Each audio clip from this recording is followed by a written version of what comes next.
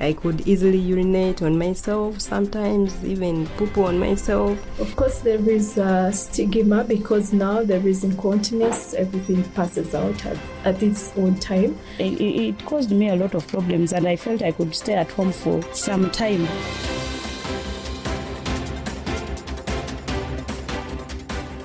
Hello and welcome to Africa Science Focus, a side of Net production. I am Selly, Amutabi. This week, we take a close look at the sensitive topic of fistula.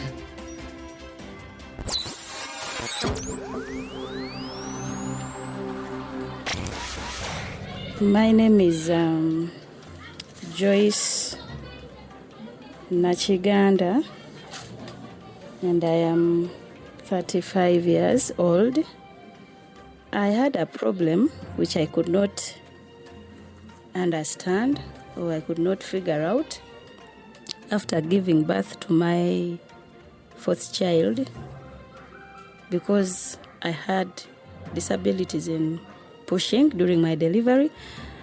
So I had to go back to hospital and inquire. So eventually they told me it was fistula. Of course, I had to go back to my husband and tell him about it so that we could find a solution to the problem. Because according to what they told us, we had to spend a lot of money and we had to visit a lot of hospitals because it was not a usual problem after birth.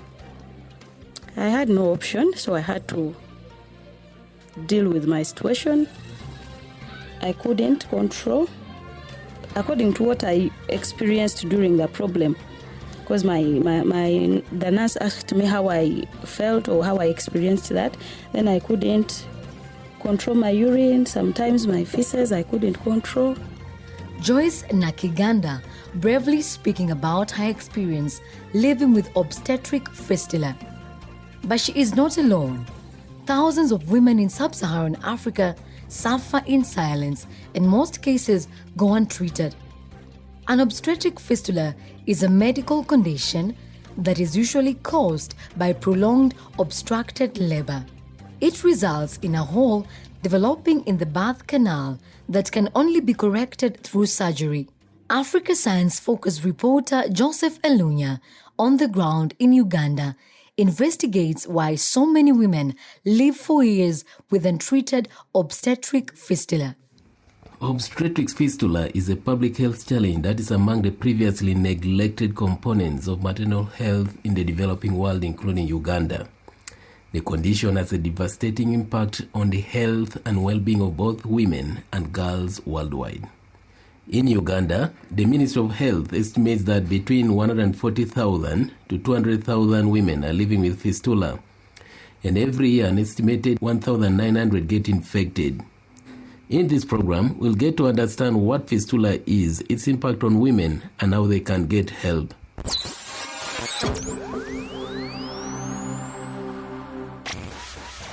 Ruth Kalisa is my name. Obstetric fistula is a medical condition, and it normally takes place that happens to pregnant mothers, where there's a compression of the fetal head to the rectum and that canal between the rectum and the vagina, and then there is a loss of blood supply to that part. So what happens? Because the tissues around that place are not getting blood, so they cannot get any command from the brain. So they end up releasing everything without any command, because we know the brain commands everything. One of the cases of the pregnant mothers is a teenager pregnancy, when you're still young and your pelvic bones are not really developed to hold a baby.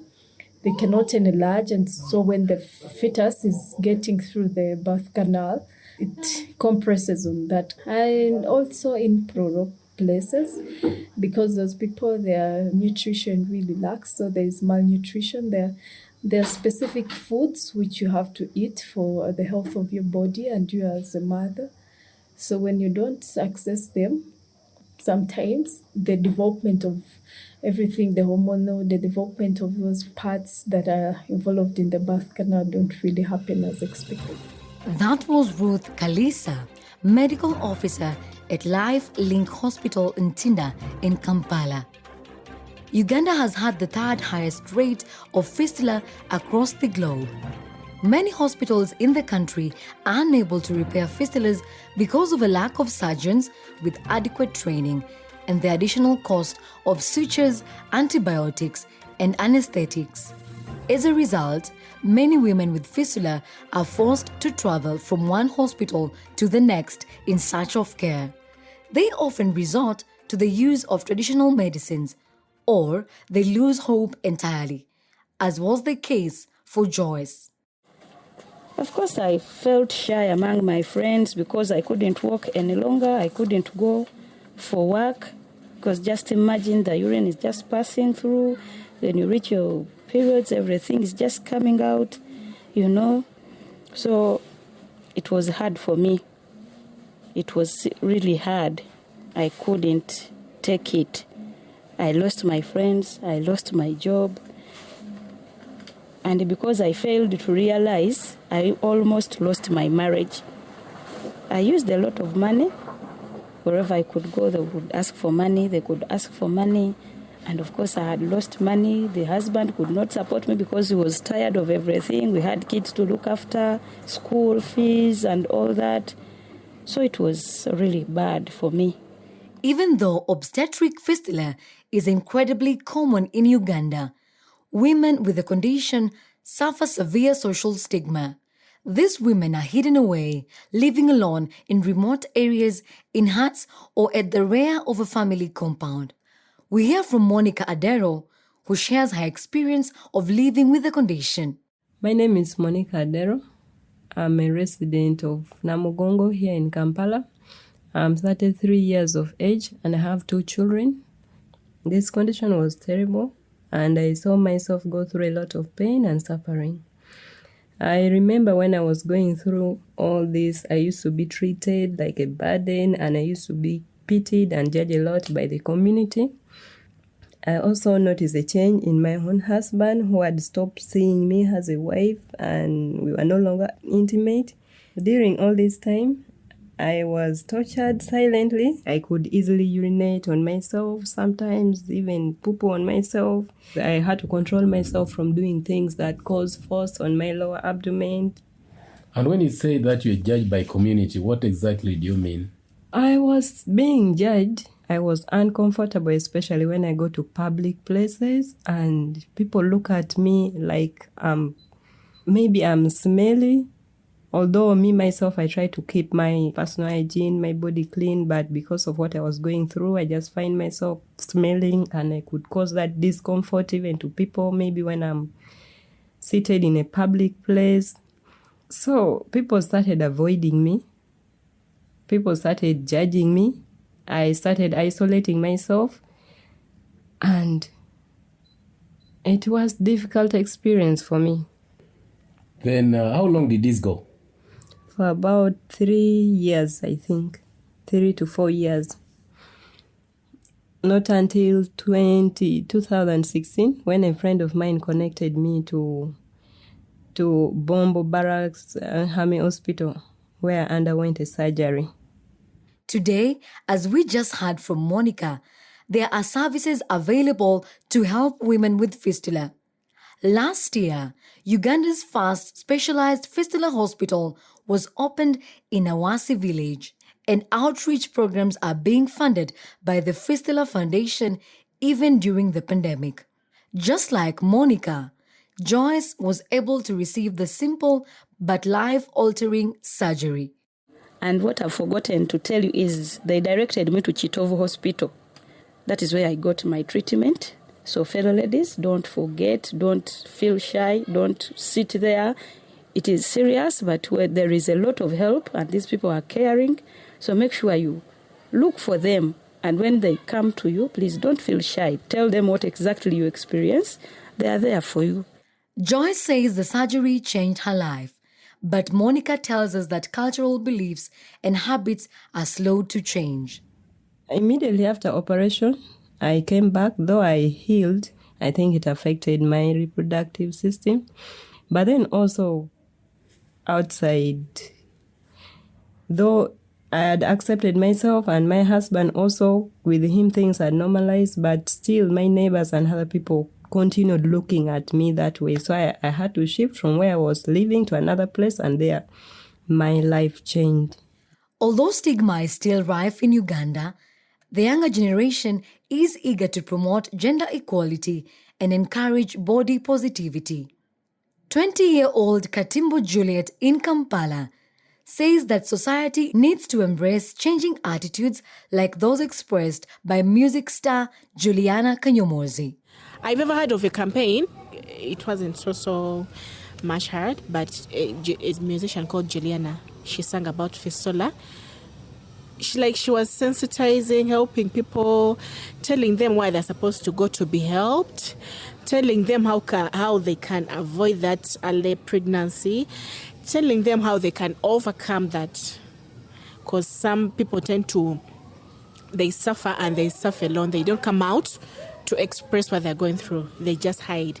Most of them are always ashamed. So when Juliana sang that song, they felt that they were not alone. They felt helped. They felt cared for. They felt loved.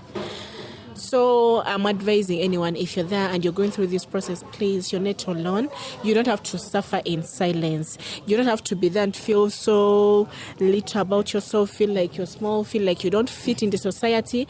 You can be helped. You can be helped and healed.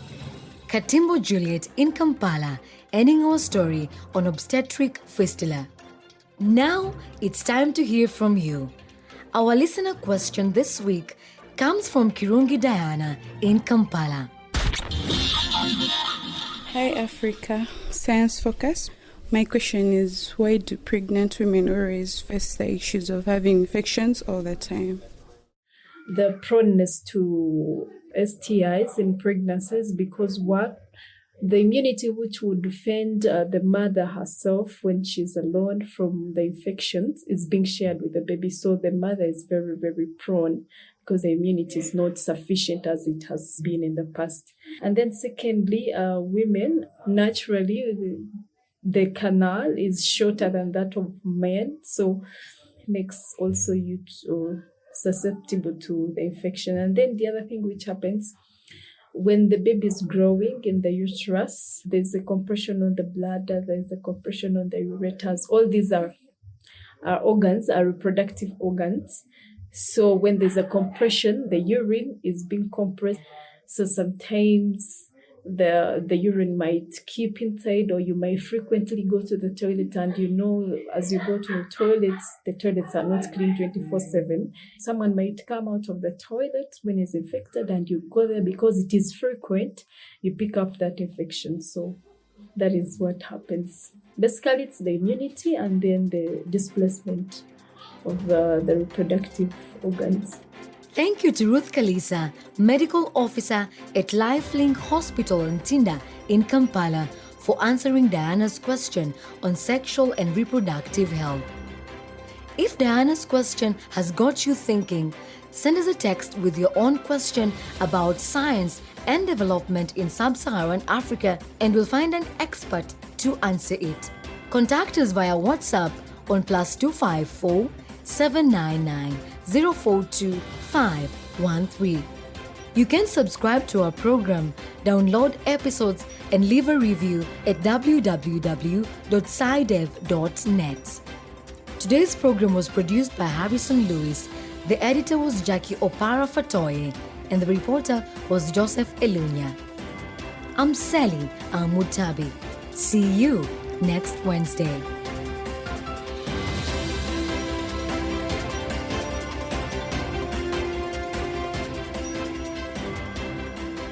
This program was funded by the European Journalism Centre through the European Development Journalism Grant Programme with support from the Bill and Melinda Gates Foundation.